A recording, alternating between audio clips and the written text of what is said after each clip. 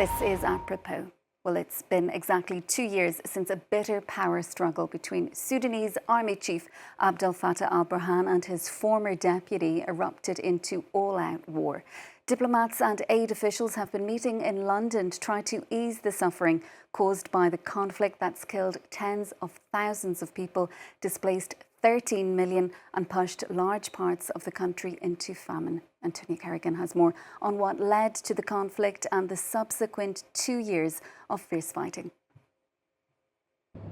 The 15th of April 2023, black smoke rises over Khartoum. After weeks of tension, the paramilitary Rapid Support Forces, or RSF, led by Mohamed Daglo, launched a series of attacks against General Abdel Fattah al-Burhan's army, who promised, a week later, a swift victory for his troops. We are confident that we will overcome this crisis, preserve the country's security and unity, and transition back to civilian rule. Instead, it is the start of a long and violent civil war. As the weeks go by, the RSF prove an unexpectedly tough opponent, allegedly supported by arms deliveries from several foreign countries, including the United Arab Emirates. The paramilitary group secure multiple ground victories, besiege pockets of Khartoum, and conquer much of Darfur and the Kordofan region.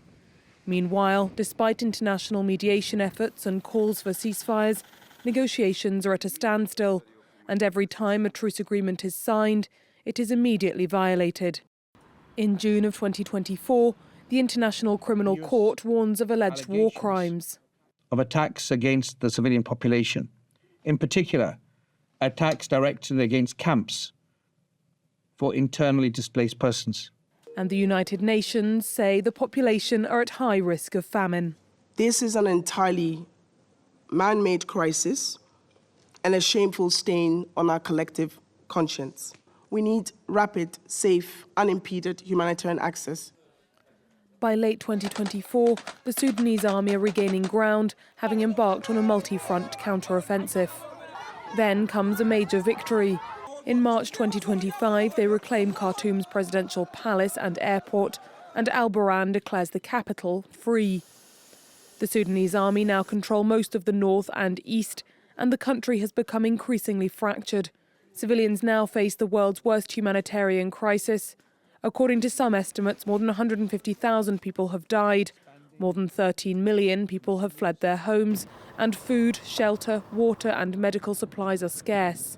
UN Women have seen a 288% increase in demand for life-saving support following rape and sexual violence, and an end to the fighting is nowhere in sight. An average of one child has been forced to flee their homes every 10 seconds since the conflict began in Sudan. That's according to the NGO Save the Children. Well, to discuss the humanitarian crisis there, we're joined now by Odette Ntambara, Director of Advocacy and Communications at Save the Children Sudan. Thanks so much for being with us on the programme this evening. Your charity, Odette, says that Sudan is facing the largest child displacement crisis globally. More than 6.5 million children have been forced to flee their homes. Why is the situation there so stark for young people? Thank you so much for having me on the program today. So yes, as the video has just shown, the ongoing conflict has gone on for the past 2 years and has severe impact on children and their families.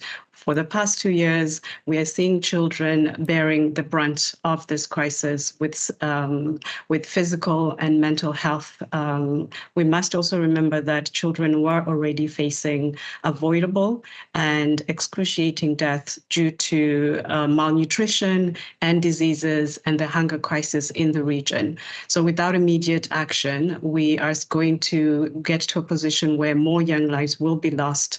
And as the video just shown, that it is the largest child displacement crisis at the moment, with over 6.5 million children having been forced to flee their homes since the conflict erupted back in April 2023.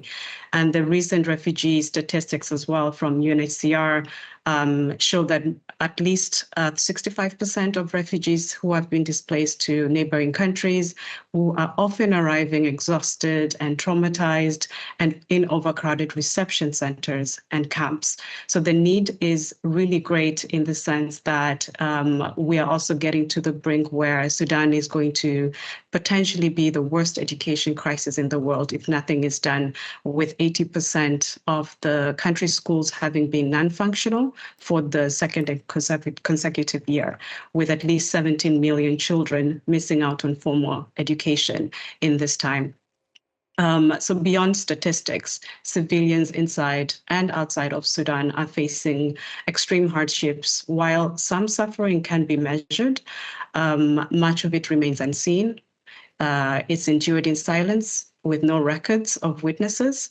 Communities in Sudan have been caught up in a cycle of violence where every day more and more lives are being lost, and through violence, through displacement, as I said, through hunger as well.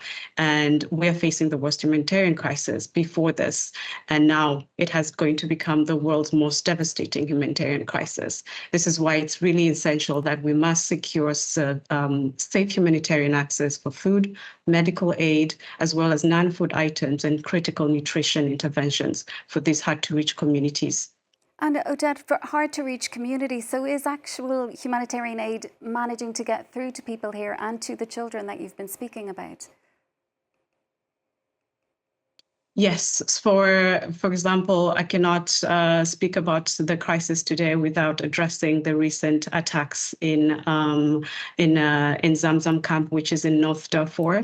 The violent attacks in North Darfur in the camps over the weekend killed at least 300 people, including 20 children, and has displaced almost 70,000 families to El Fasher and to Tawila localities, where more than half are indeed children. So these, between El Fasher and Tawila, there's been some critical humanitarian access has been really difficult in the sense to bring in medical supplies, to bring in basic household items that we're able to deliver.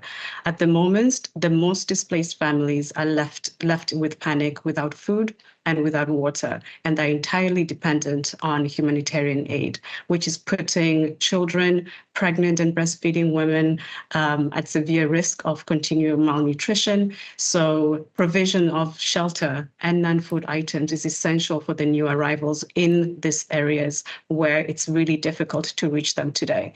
Save the Children has an office, a field office in Tawila, and we are able to, at the moment, we're having an assessment to be able to support the influx of the incoming IDPs, providing medical, health, and psychosocial support, particularly to children and caregivers who have witnessed traumatic events such as killing of their family members. So the crisis is still really difficult to be able to deliver supplies, but also for communities to reach this, to have access to this supplies. And Odette, so many of these children have been separated from their families. Is there hope that they will see them again, and what particular risks do they face? Thank you for that question. I could address the humanitarian IDP response in Gedaref, where it hosts majority of IDPs who have come from Sennar State to Al Jazeera when the conflict erupted. For example, we have a young child, Yasmin, who is 15 years old, who was displaced and is currently in the the IDP camp in Gedaref.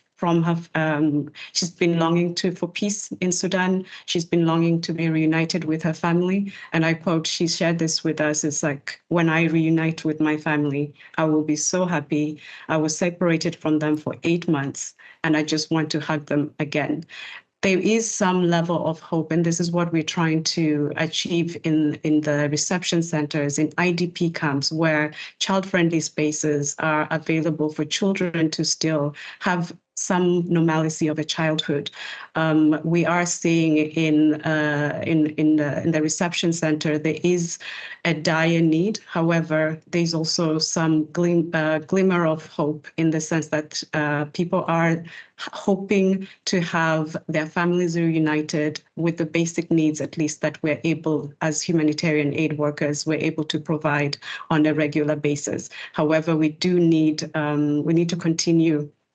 We need to continue to do everything possible, but urgent support for resources is essential to have the health, nutrition, water, and durable shelter solutions to ensure the dignity of these communities are intact. And Odette, you say your charity says the crisis in Sudan, it remains largely underreported. The world is not taking notice. What do you make of the international reaction to what has been happening in Sudan for the past 2 years? Unfortunately, Sudan has been overshadowed by the other crises within in the global media. We should not be comparing crises, of course, but there should be a level of international communities where we need to call out for warring parties to protect civilians, to adhere to the humanitarian rights laws, and this is essential within our advocacy. So beyond flexible funding, we cannot do much without having access to the communities, and communities not having access to us as well. So there is an urgent call for the global community to put pressure on the arms groups to ensure that access is facilitators, it's safe, and to also make sure that the commitments for funding is adhered to. There's a lot of pledges that currently are happening within the different foreign governments, but foreign aid is also being cut at the same time, or at least is not in the full scale as it was before, and the need are growing. So with funding cuts and the increasing needs, there is a gap. And we need to ensure that we raise awareness around that, and we ensure that the crisis in Sudan is not forgotten, as it has been for the past 2 years, in the sense that it has not been spoken in the media as much as it should be. Odette, we'll have to leave it there for now. Thanks for being with us on the programme this evening. That's Odette Ntambara, Director of Advocacy at Save the Children Sudan. Well, that's